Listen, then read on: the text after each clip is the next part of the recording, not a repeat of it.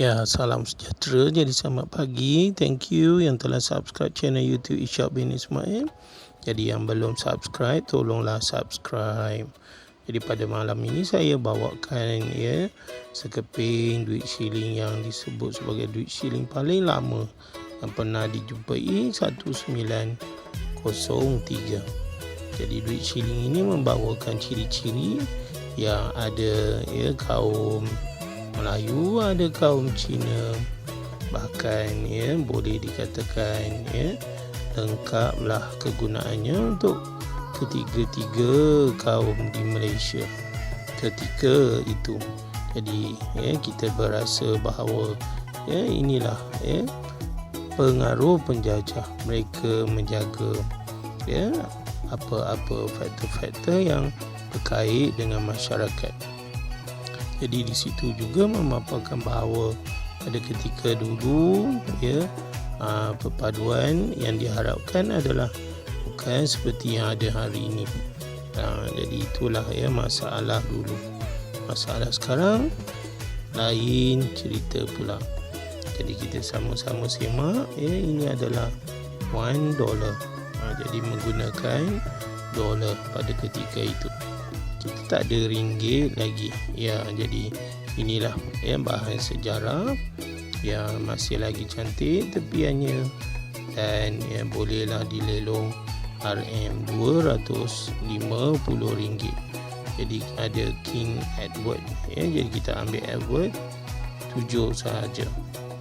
Jadi berlebih-lebih juga ini ada King and then dia juga Emperor. Jadi kita nampak bahawa pemerintah pada ketika itu memang rakus. Maksudnya rakus itu rakus gila kuasa. Jadi mereka memiliki ataupun menjajah negara-negara yang berkaitan dan membawa balik hasil bumi negara yang dijajah. Jadi kekayaan mereka itu penjajah ini sebenarnya asalnya daripada negara yang telah mereka jajahi.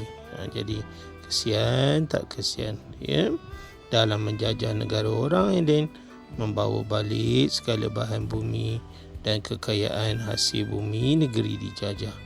Jadi kita bolehkah kita impikan bahawa sesuatu bakal berlaku, kita menggunakan mahkamah antarabangsa untuk menuntut apa-apa harta yang telah dibawa pulang oleh pemerintah kita sebelum ini. Jadi mungkinkah itu berlaku?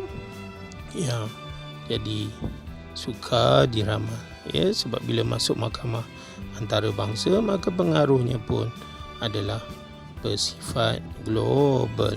Maksudnya penjajah masih lagi boleh mempengaruhi mahkamah antarabangsa. Jadi itulah cerita-cerita di sebalik duit shilling ini.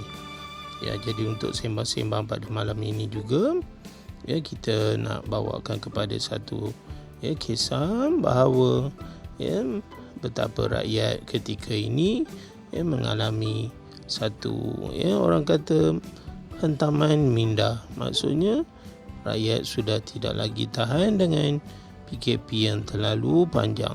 Jadi kerajaan perlu menyegerakan kaunselor-kaunselor yang orang kata bertauliah yang boleh membimbing rakyat yang tertekan, yang ada stres, yang ada rasa nak bunuh diri, yang ada rasa nak menghabiskan sisa-sisa hidup mereka dengan segera. Jadi kita lihat bahawa di dalam berita-berita, cikgu lah orang tua lah yang kesorangan mati dah 2 hari pun menjadi busuk dan sebagainya. Jadi itulah sebenarnya penangan daripada lockdown yang berlebihan. Kadang-kadang jiran pun tak perasan jiran sebelah telah jalan. Maksud jalan itu telah meninggalkan kita. Jadi itulah satu kisah yang sebenarnya membawa 1000 pertanyaan. Adakah sistem lockdown di Malaysia ini terlampau teruk sebenarnya. Jadi kita sama-samalah ya, menolong jiran dan jiran, tengoklah jiran, tegurlah jiran anda.